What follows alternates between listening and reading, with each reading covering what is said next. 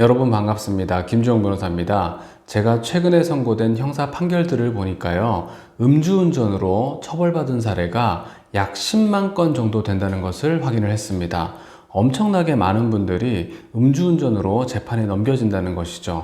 여러분들이 술을 드셨다면 절대로 운전대를 잡아서는 안 된다는 점 제가 꼭 강조해서 말씀을 드리고 싶습니다. 오늘은요, 음주운전을 했는데 실제로 면허까지 없었던 분들, 그래서 음주 무면허 사건을 일으킨 분들이 어느 정도의 처벌을 받는지, 벌금형부터 징역형의 집행유예, 그리고 마지막으로 실형이 선고된 사례까지 말씀드리도록 하겠습니다. 첫 번째 사례는 벌금 500만 원이 선고된 사례였습니다. 피고인은 뉴 그랜저 XG 승용차의 운전자입니다.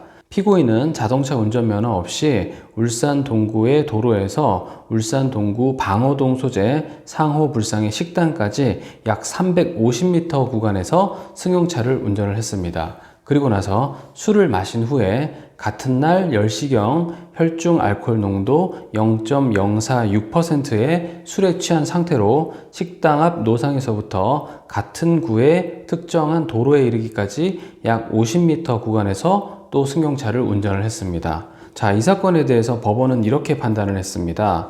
피고인은 2013년경 무면허 운전, 2019년경 음주운전으로 각 벌금형의 처벌을 받은 전력이 있음에도 이 사건 범행을 저지른 점 등에 비추어 보면 피고인의 죄책은 결코 가볍지 아니하다. 다만 피고인이 수사 단계에서 이 사건 범행을 시인하면서 반성한 점, 혈중 알코올 농도가 낮고 피고인이 차량을 운행한 거리도 비교적 길지 아니한 점, 및 그 밖에 피고인의 연령, 성행, 환경, 범행의 동기와 경위, 범행 후의 정황 등 이 사건 변론에 나타난 양형의 조건이 되는 여러 사정을 종합하여 주문과 같이 형을 정한다. 이렇게 얘기를 했습니다. 자, 기존에 무면허 운전 전과도 있고 음주운전 전과도 있는데도 불구하고 또다시 벌금 500만 원으로 선처가 되었던 사례라고 할 수 있겠습니다. 면허가 없는 상태에서 음주운전을 하였음에도 불구하고 벌금 800만 원으로 선처된 사례를 소개하겠습니다.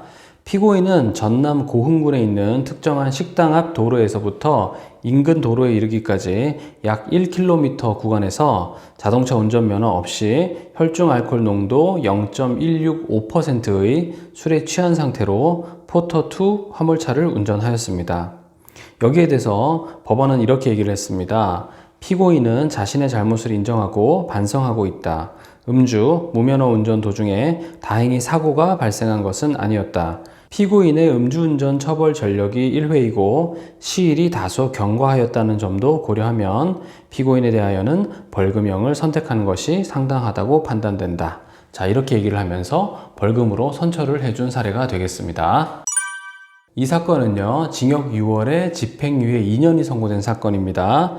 피고인은 서울 구로구 B 앞 도로에서부터 같은 구로구 C에 있는 D 앞 도로까지 약 600m 구간에서 자동차 운전면허 없이 혈중 알코올 농도 0.138%의 술에 취한 상태로 벤츠 승용차를 운전하였다라는 혐의로 재판에 넘겨졌습니다.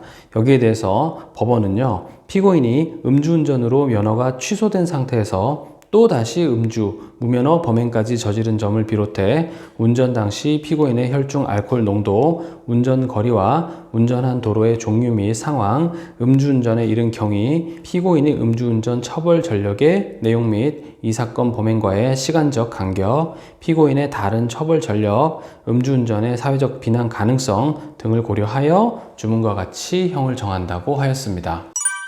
징역 1년 6월에 집행유예 3년이 선고된 사례를 소개하겠습니다. 피고인은 자동차 운전면허 없이 대구 달서구에 있는 도로에서 약 500m 구간에서 혈중 알코올 농도 0.154%의 술에 취한 상태로 소나타 승용차를 운전하였습니다. 여기에 대해서 법원은요, 피고인은 음주운전으로 2022년 1월 벌금 500만 원의 약식명령을 받았음에도 그로부터 3개월이 지나지 않아 무면허 상태에서 또다시 음주운전을 하였다. 동종 전과가 3회 있다라고 하면서도 유리한 정상으로 피고인은 이 사건 범행을 모두 인정하고 있다. 운전한 거리가 짧은 편이다 라고 하면서 징역 1년 6월에 집행유예 3년을 선고하게 된 것입니다.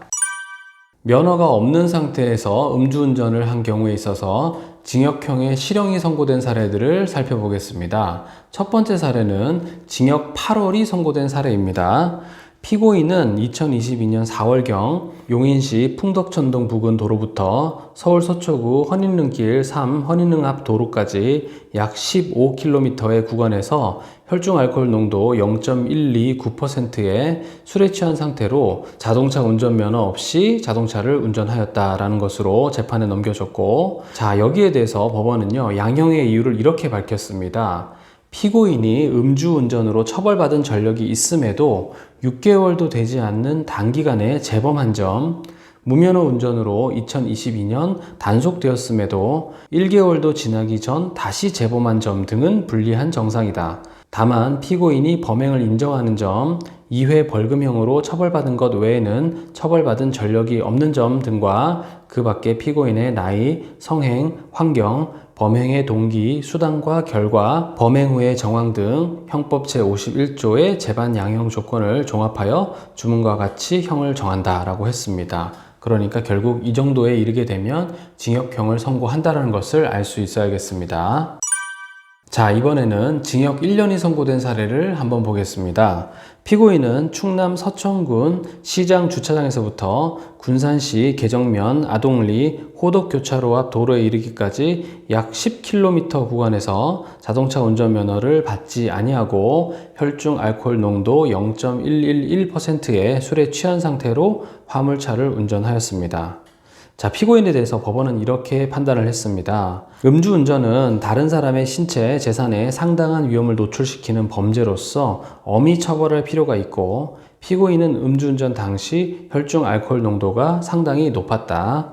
또한 피고인은 이미 음주운전으로 여러 차례 처벌받은 전력이 있고 징역 10월에 집행유예 2년을 선고받았음에도 다시 술에 취한 상태에서 이 사건 범행을 저질렀다. 그 과정에서 접촉사고도 발생시켰다. 다만 피고인은 잘못을 반성하는 자세를 보이고 있다. 그 밖에 피고인의 나이, 성행, 환경, 범행 등 재반 양형의 조건들을 종합하여 주문과 같이 형을 정한다라고 했습니다. 오늘 소개해드릴 마지막 사례입니다. 피고인에게 징역 2년이 선고된 사례가 되겠습니다. 피고인은 여러 차례 범죄를 저질렀습니다.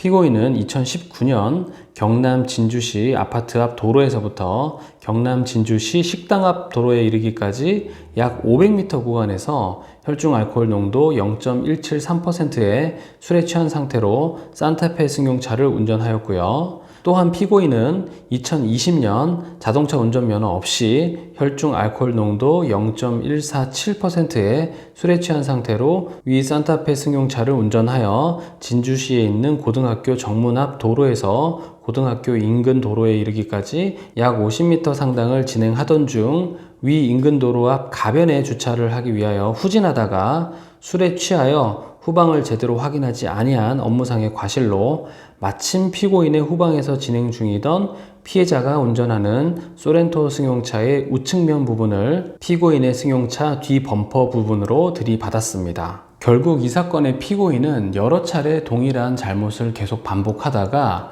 마지막에는 다른 사람의 차량까지 들이받고 사람을 다치게 하기까지 했다는 것을 알 수가 있습니다. 그래서 이 사람에 대해서 징역 2년이 선고가 되었습니다.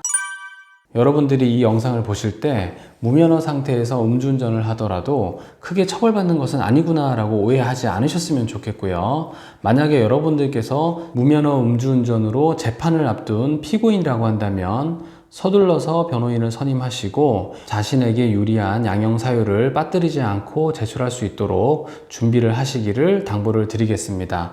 오늘 영상도 도움이 되셨으면 좋겠습니다. 저는 김주형 변호사였습니다. 감사합니다.